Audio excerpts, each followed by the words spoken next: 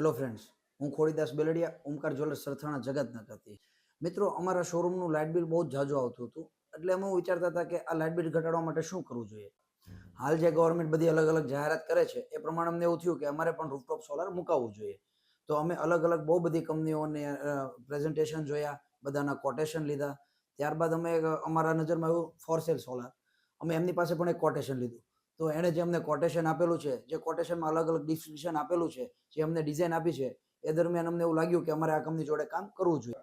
એમણે અમને જે કોટેશન આપેલું છે એ કોટેશનમાં એમની ડિઝાઇન્સ, એમને અલગ અલગ રીતે બધી પેટર્ન્સ અને જે ડિસ્ટ્રીબ્યુશન કરેલું છે એ બીજા કોઈના કોટેશનમાં અમને જોવા મળ્યું ના હતું.